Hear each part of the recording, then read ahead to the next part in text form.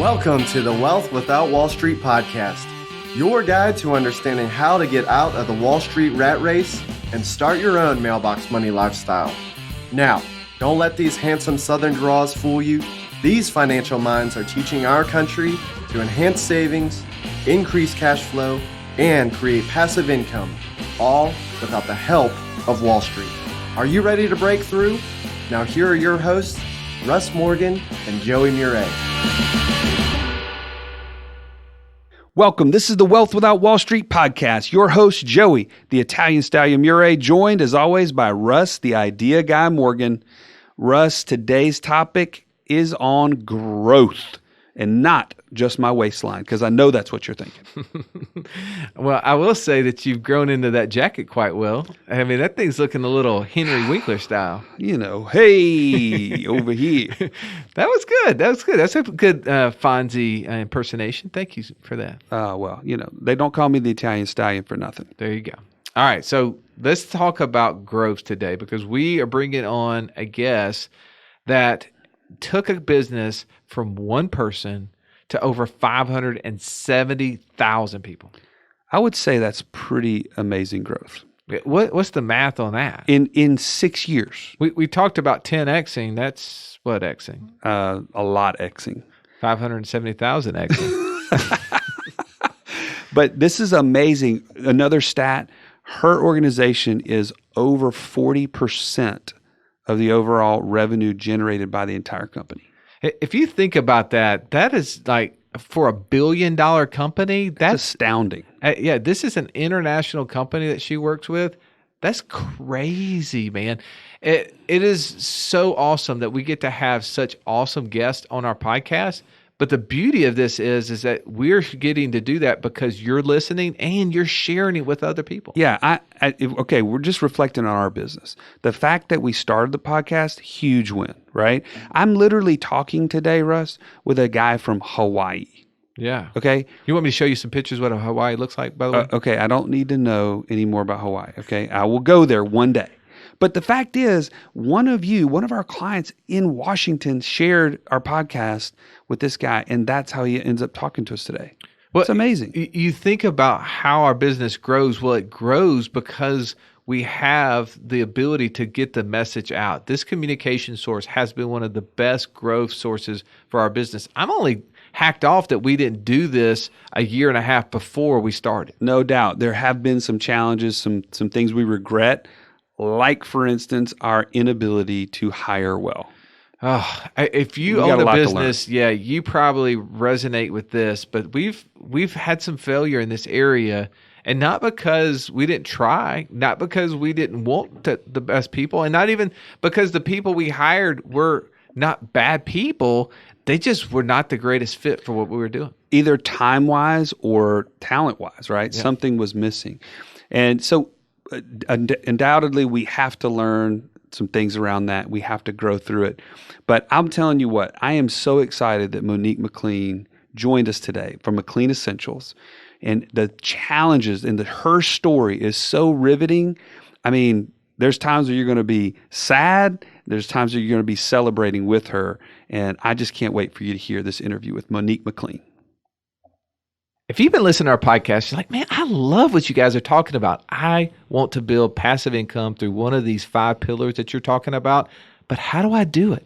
Stallion, tell them it is so easy. It's so easy that we created the longest URL possible. So you may want to write this down. freecall.wealthwithoutwallstreet.com. Go to freecall.wealthwithoutwallstreet.com and you can set up your call with one of us. We're excited to talk to you. Welcome into the show, Monique McLean. Thank you so much for being here with us today. Thanks for having me. All right, Monique. This may be a little bit painful, but I want you to walk us through. You're sitting there. I don't know if you're sitting on your couch or where you are, but there's a day where you realize you've just lost everything. The car, the house. What in the world is going through your mind at that point? Well, there's actually a picture I have. It was Christmas time, and we were closing down the shop and getting all of our stuff out. And my girls were really little, and I've got a picture of them carrying a box out of the store. And, that image, when I see it, really is what I can feel those emotions. You have a dream, you have something that is your baby, that you've been wanting to build and do, and then it's no more. It's a very low place. You're losing your home, you're losing your car, but you're losing a dream. You're losing something that you started from ground up. And so it's a lot of loss. It was a very, very low place of helplessness, really. Wow. So, well, everyone that's listening to this show who owns a business knows what it's like to have those moments of desperation. And most of us have run something into the ground. yeah, And the reason why we are successful is that we got back up. exactly. And there's so many lessons that you have learned along the way. But just thinking back to that first business that you guys, you had a very successful scrapbooking business. You expanded out to 2 different locations. Those didn't go well. Mm-hmm. And ultimately, those expansions is what cost you the main business. What were one of the biggest lessons that you took away from that specific moment that's helped you since? Yeah. Great question. For me, when I look back to that stage, there were so many people leading up to us expanding when we were talking about it that said, you don't need to do it. Like, we really don't recommend you expanding. You're doing really good here. You're going to stretch yourself too thin. And we would just be like, oh my goodness, whatever. Dream crushers. They don't understand. They don't get it. Yeah. Yeah. I mean, you don't own a business, so for me, I was at a very prideful place. And so we had person after person, parents, just wise counsel that was telling us not to do it. And we did it anyway. And that has been one huge thing now, all these years later, to really understand when to listen to wise counsel, even when you don't want to hear it, to listen to the things that maybe people know better than you sometimes. Not all the time, but sometimes. I'm just kidding. Well, how do you navigate that even today? I mean, what is wise counsel in certain circumstances? I have that question a lot. I mean, there's some people, like you said, well, they don't own a business, so how can they properly understand this circumstance? I mean, what are there some things that you look to now that you're like, this is how we tell wise from not wise? Yeah, well, just to give you a couple of examples of recently that I've heard, I always hear our pastor talk about how he isn't the final decision maker. He has other people that he answers to. My dad called and said before the Alabama game, how Tua, they had an interview on him, and he was saying like his father was one of the people that gave the final say when he was trying to decide where he was going to go and play at, and he was seeking wise counsel. And I think we all need to have somebody in our life that we go to and we put it out on the table and just say, what do you think? For me right now, I ask my parents. I'll talk to Jair's parents. I talk to just Eric Cutson, people who are really good at something, just to where you can run it by. And not all, we don't always go with whatever they say, but we do like to weigh it out. And honestly, going to the Lord as well, and just asking for wisdom and discernment. So I want to take you back, not to bring up too many bad memories, because we're going to get into some really cool successes that you've had, and you've run one of the more successful businesses that we've interviewed on the podcast. So why it was so intriguing to have you on. But just kind of going back to those early days, there's some moments after the business has failed, and you're kind of, for us parents, right? We've talked on this show very recently about things that we do for college for kids, and you talked about that you had gotten a degree in nursing, but got out of college and didn't use it. Exactly. My father was not too happy because he did foot the bill for that. I went through nursing school and started actually this scrapbook business in the middle of nursing school. Not very wise, but I finished and got the degree and did not even take my boards because I was in the middle of a store that was doing very, very well. We were doing events. We were doing big things that were drawing people in, not just locally, but from all over the country. and international that were coming to these events. And so for me, I loved it. And I felt like it was what I was made to do. And I never got I never finished my boards and just went full steam ahead with the business. So yeah, my dad wasn't too happy with that. I'm kind of shocked that you got so excited about gathering people. Like you're just not that magnetic. I don't know how. I mean, I love it. So you finished, the business is done. A second ago, you mentioned that the hardest part, and this was before the show, the hardest part though was not losing the house, losing the cars and stuff. It was more the relationships. Exactly. For me, I was in a business that was very relational, and from the people who worked with us to the vendors that we bought from, and all of that. And so for me, when we lost everything, the material things. It hurts the pride a little bit, like what people think of you and what they can see. But for me, the things that I lost the most sleep over were the relationships, were the people that I no longer spoke to, or that were upset with me, or I felt like that I let down, or that I failed. And that is what I lost sleep over. I'm telling you, years, there were so many times I would sit in church and just pray for the Lord to take, like, I can't deal with this anymore. And I would ask for forgiveness and go to those people and just say, I'm so sorry.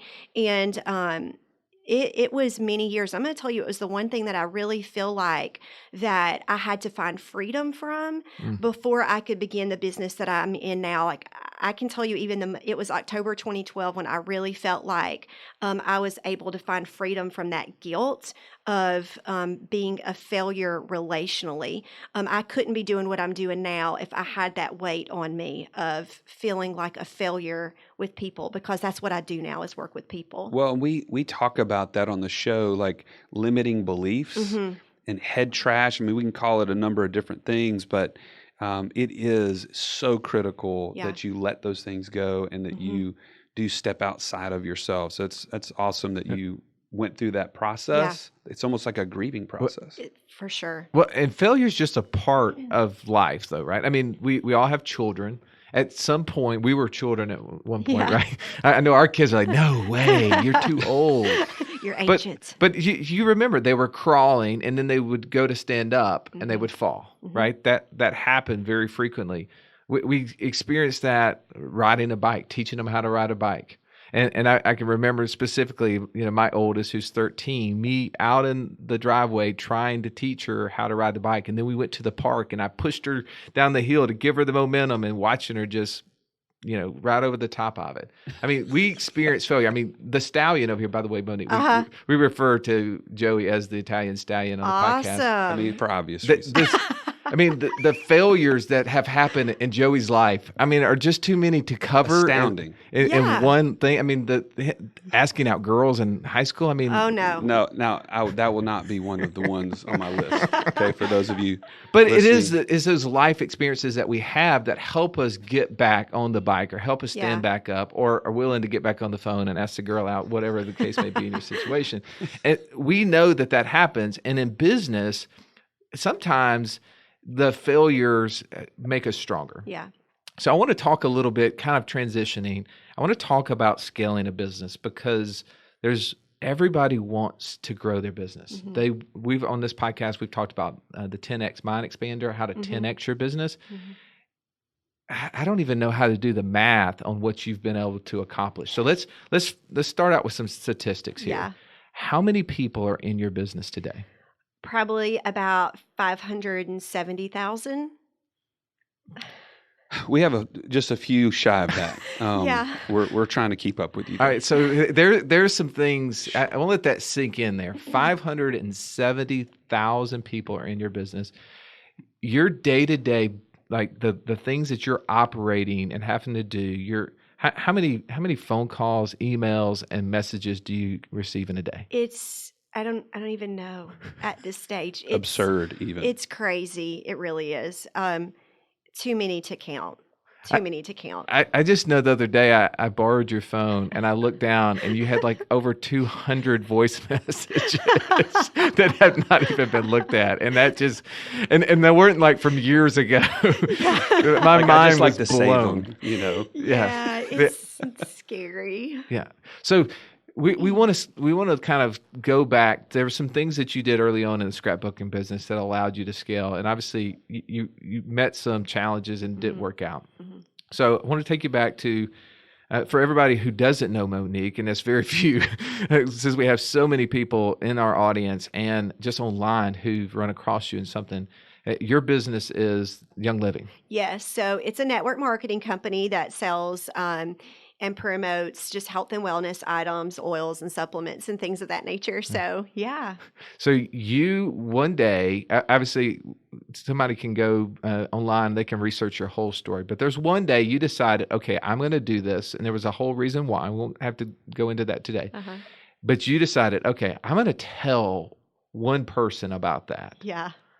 And now you're 570,000 people later. So help us just kind of navigate that story just a little bit, because I think there's some real nuggets that we all could glean from. Yeah, we need to those learn experiences. From that. Yeah.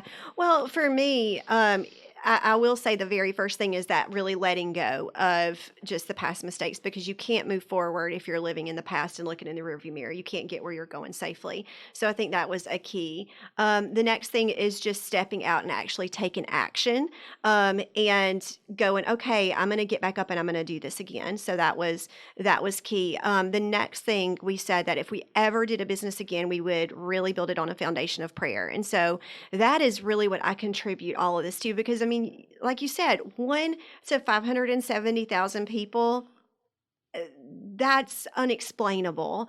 And so for me, I really do feel like this journey has been the Lord's hand's been on it the whole way. There's so many things that's happened and connections that's been made that I know is the Lord. And I can't tell our story without letting that part be key, foundational. But with that being said, you can't just pray and sit on your tail and not do anything, right? Like the Lord's like, okay, here you go, and starts, just pouring down all of the blessings. And so we worked really, really hard. I like to say I worked from sun up to sundown. And so you do have to work hard. You can't just say you want to do something. You've got to go after it and do it. So, and we really looked at it as a business. I think sometimes, especially in network marketing, people just do it for we call hobby money or just, some stuff on the side. But we really did look at it as a business, and who is our target audience going to be? Who are we going to go after? What is that age group? When we entered in, the average age, I think, was like 50 to 60 years old. And we're like, well, where are all of the 20s and 30s? So how can we market and brand and go for that? So there's lots of things like that we did. I want to talk about that, because obviously our brand is very contrarian. Yeah. Wealth Without Wall Street. Yeah. And we started looking at, okay, here's what the typical person is doing, but we see it not succeeding. Yeah. We don't believe that represents us. It doesn't represent the people that we talk to on a daily basis. So you looked at the market of Young Living. You noticed that was 50 and 60 year olds, which obviously clearly you're not 50 and 60. So I'm getting closer. So you noticed something and you said, okay, I'm pushing back on that. I'm challenging that. Yes. What did that look like? Explain some of that process. Well, even just with the marketing and the branding, there was another company out that would be deemed our competitor in that world, and they were marketing to a younger demographic. And I'm like, well, why can't we do that? And so just personally, we, and not just me, there were other people in our organization that we teamed up together and started creating materials and things that would appeal to a younger demographic of people. And those are the people, when we started using it, that we were enrolling and bringing to the table. And it just kind of started to snowball from there. So you do have to be true to yourself. You can't be something you're not. You have to figure out, what am I passionate about? What am I wanting to go after? And you have to bring that to the table. Well, and I think we've talked about this on the show many times, but it's almost like you niched down. Yes. And we've talked about, the riches are in the niches. I mean, That's not our quote. Somebody else said it much smarter than us. But That's what it sounds like to me. Yes. Well, that's what we did with the scrapbook store. I mean, when I was I was starting to scrapbook and do things as a hobby, and I started seeing all of these products in magazines that I could not find locally. And it was trendy, it was cool. And I would go into other scrapbook stores and I would not see those products. It would be just kind of like, stuff I wouldn't want to use. And so I was like, well, let's open up a store and let it be something that's more trendy. And so I'll tell you, that's really what we just replicated in to the Young Living world. So you use that. So let's talk about like the 1 to 1,000 people, right? Yeah. And we'll go faster, but because up to 100, you're probably just, don't have to create a whole lot of systems. You don't have to hire anybody. It's just you. I remember somebody telling me they had 12 people in their organization. I was like, oh my gosh, that is crazy. So, what were some of those lessons that you learned from 1 to 1,000? For me, that was a blur because it all happened so fast. But, I look back at it and it's just adding value and seeing the needs. What are the needs and how can we create something to help that need? That's really how we grew that fast. I always tell, people in growing businesses are trying to read all of these things. How can I do all of these things that are tricks to get more people in or followers or whatever. Gimmicky. Yeah. And for me, I always tell our team, if you can just add value, people are going to follow what you're doing because you're adding value to their life. And so everything we did, if there was a need, I wouldn't go, well, how can the company fill this need for me or fix it? No, how can we create a resource to fit this need for myself and for our team? And when we began doing that, that's when our team began to explode because we were filling a need. You started seeing a void and you stepped into it. Yeah. So talk about the team up to 1,000. Like, did you have to hire people? Was it just you? Like, walk us through that. I had especially one particular girl that was in our organization, complete rock star, amazing graphic abilities on the computer.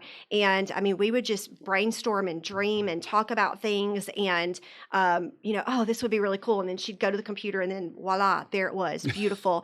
And, but it was a team mentality. We had a little Facebook group that people were in, and man, it was just a big community. People wanted to belong and be a part of something. So it was filling a need, but also creating a community and a dynamic that people really wanted to be a part. So some of those early days, you were still doing this in an apartment, I assume? And... we lived in a little bitty house. We had recently sold everything. My mattress was on the floor. We were a one-car family. Jeremiah would go to work, and I would literally sit on my bed all day and just work on the computer. We grew it from Facebook.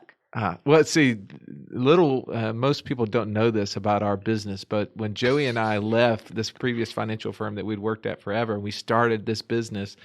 A friend of ours who's a CPA, very gracious to let us have a space while we were like searching out to find our own location. We shared an office with a copier. Oh, yeah. And there was 4 of us in the room. And the table was like the whole room.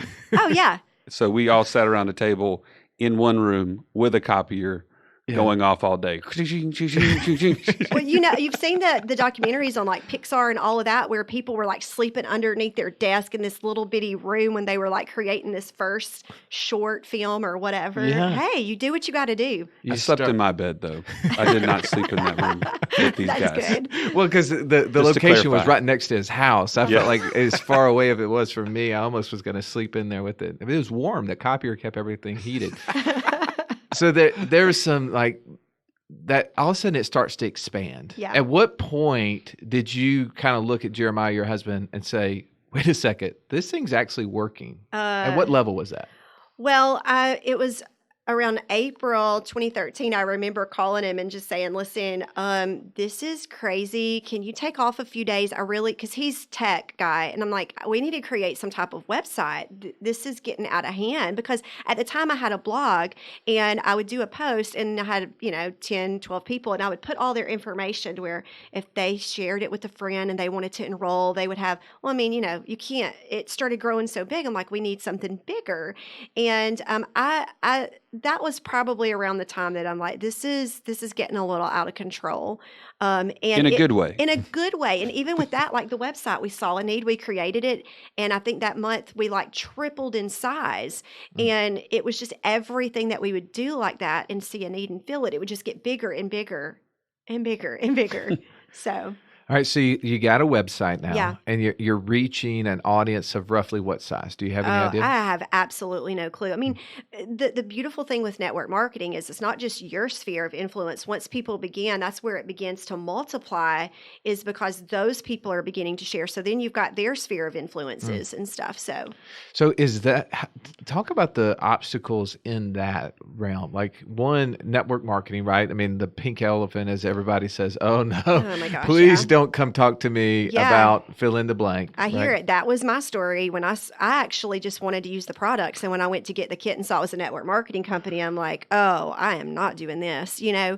And so for me, I get that. And I think that was really one good thing that worked to my advantage, because I understood that feeling. And I really felt like I was able to calm people's nerves in regards to that, because I felt the same way. So I would always say, listen, I get it. Network marketing. Oh my word. But you never have to do the business. Like, I can't tell you how many times I would say that. You never have to do the business, because I had to hear that when I saw that I didn't have to do the business. I could just use the products. But I had this sneaky little thought in my mind that once people began to use it, you know, anytime you fall in love with a product, you're going to naturally want to share it. And so I can't tell you how many people would be like, I was never going to do the business, but one day I just found myself here. And I'm like, yeah, that's how it goes down. So we sucked you back in. Yeah. All right. So there's a point though where you weren't able to educate the influence, the distribution chain, or however you refer to them. And you had to start creating things. I mean, you created a whole other business, writing books, doing video, copy. I mean, we started looking online. It was crazy the amount of stuff that we found. Tell us, like, where did that come from? And like, how did that help support what your growth picture looked like? Yeah. Well, you know, the compensation plan, let's just start from the beginning. I feel like I love numbers. And so for me, I really understood the compensation plan. I studied it until I understood it. And that's one thing that you really have to teach people. A lot of people are intimidated by things of that nature. And so I got it and I understood it. And so I put up a little phone on, not a phone, it was actually a little point and shoot camera on some stock pots. Talk about going back to the day. And the lighting was horrible. We lived near a train that would go by, and I would have to like pause and let the train go by and go, okay, let's resume. And yeah, it was so bad. And I started teaching how the compensation worked. And so that was an amazing thing, because the people on our team from the get-go was understanding how to grow the business if they wanted to. And, you know, we just started creating things that would help explain things of that nature. Yeah. And what's funny is, after many years of finding success and having the paycheck to go and fix and not put, you know, that little point and shoot on a stock pot and like drop $14,000 on camera equipment, I'm like, I'm going to redo these videos. After I did it, everybody wants the old videos back, right? I'm like, no, those were so bad.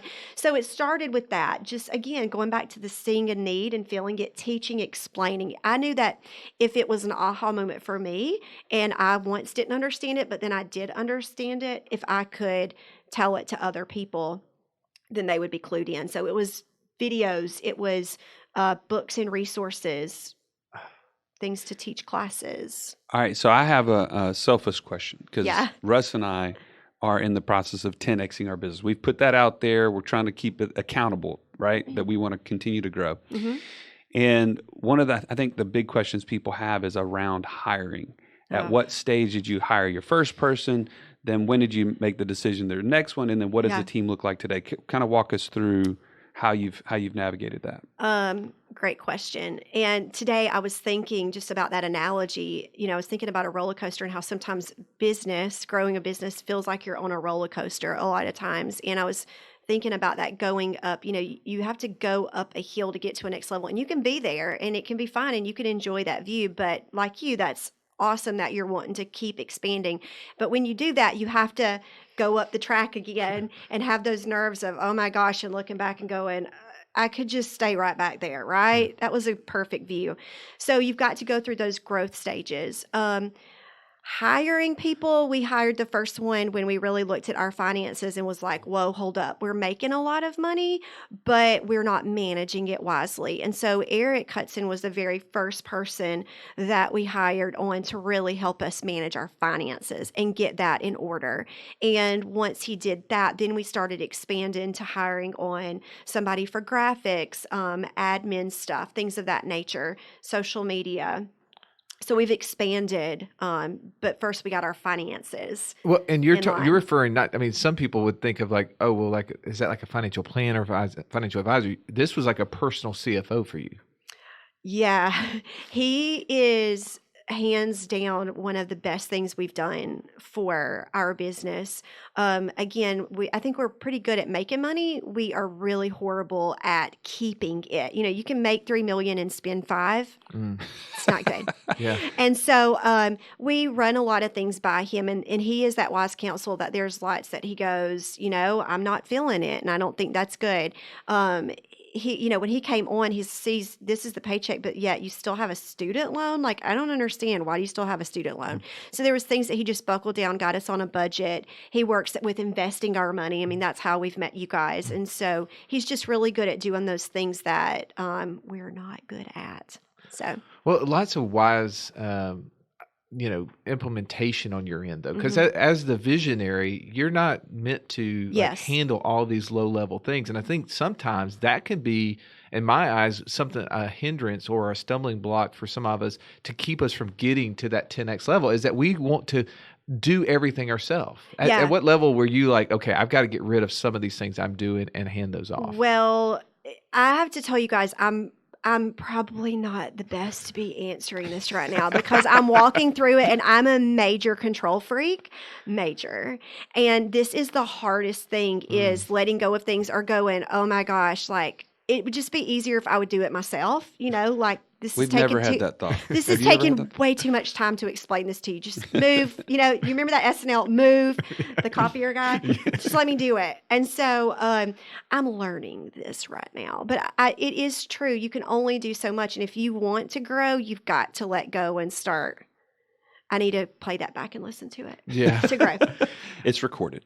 Good, so thanks. That's good. Give me the link, guys. Okay, so we have talked about all the challenges, the growth. Give us a little bit of a picture of what life looks like today. Yeah. On the other side of scaling a major business, and I know you're not done. We haven't even gotten to where you're headed. Yeah. But what does life look like today? Give our listeners and everybody here, what can we look forward to? Yeah. Well, for me, it's very humbling. 6 years, you know, you look back 6 years ago and you really understand we were at rock bottom. I'd quit my job as a nurse and, you know, you're looking at my husband picking up extra hours, us selling everything, you know, oh my gosh, and fixing phone screens to today, we are able to buy a bunch of property and have a dream come true where we have a place for my husband's family, parents and my parents, and have a place that we can all go to and retreat to and take on. We just got off of a 1.5 month long trip where every year we give my parents and Jeremiah's parents a trip that we're able to do as a family, and that's priceless, the memories that you make. My grandmother passed away last year but was able to live with us her last 2 years, and we would have never been able to do that. The things that we were able to give to her, like little things like a hearing aid, taking her to Hawaii, places that she had never been. Those are things, the quality of life that she had there at the end was pretty awesome. Those types of things. You know, I think sometimes people think that when they finally get to this place or they reach this paycheck or whatever, they're going to be fulfilled and content. And it's good. Those things, goals are great. Money is great. But true, if I really had to get down to the true things that get me really emotional, it's those things that have no price tag. those memories with my family and with my grandmother, you'll never get that back. That's priceless. And that's what you have to focus on. You're always going to, if it's all material, you're always going to want more. You're always going to want a bigger house, another vacation place to go to. You know, we've been able to check off every bucket list item that we've wanted to do vacation-wise. We've gone to Bora Bora 3 times over the last 3 years. I never thought I'd ever go there in my life. Those are great memories, but it's just about so much more. You know, you have to make sure that your contentment is not found in the stuff. And that's huge. But our life looks a lot different. And again, it's very humbling. And every day we find ourselves, and I have to stop, and Jeremiah and I'll look at each other and we're like, thank you, Lord. Like, this is a blessing. We don't want to get used to it, you know? We just went to Disney and stayed probably at what I consider the best place on property. And I remember, I was joking with my dad. I was like, I remember about 7 years ago leaving Pop Century Hotel and going, Dad, our bank account's in zero. Can you put some money in my account? You know, and how things have completely changed. But it's a very, very humbling experience. Place to be at. Talk about the time aspect of what your life looks like right now. I think if I'm summing up what so many people are building a business for is to have more freedom of time and not to be on someone else's time clock and all those things. So talk about that real quick. I know we're getting close to being done. Freedom of time, that was the biggest thing. I remember just having to ask off for Thanksgiving or Christmas or whatever, and I'm just like, oh, this sucks, you know? And I love that freedom of time. We can do what we want to do, and we can go where we want to go, and I don't have to ask anybody for time off. That's huge. We're able to travel with our family, like you said. I've got a friend who, has the money to go and travel, and he was just telling my husband and myself that, you know, it stinks because I've got all this money, but I don't have the time. I'm stuck. I met a guy that was a doctor that had just retired on a cruise one time, and he said, you know, it's like golden handcuffs. It's like, I can't. It's great. I've got all this money, but I'm stuck. I'm handcuffed to this position and to this place. I can't do the things. And he said, and right now I'm at a stage to where I am. He can travel because he's retired, but he's like, I'm not physically able to enjoy it like I could have when I was your age. And he was talking about his daughters and how he's like, my daughters have followed in my same footsteps. And he was like, I wish they could have that freedom. And I'm like, they can. Just move away. Don't do that anymore. I mean, stop it. Just stop. Right? Like the Go Bob turn in your badge. Well, and that's one thing I would love I want to take to heart from what you're saying. I think other people is when you're scaling a business for this kind of massive growth, think about what the time and the necessity, the responsibility is going to look like at what stage. What are you building towards? And if it's not getting you closer to those things, freeing up time, right? Yeah, then you've got to make a change. You've got to start with that end in mind. Yes. Yesterday, I was thinking about that this morning.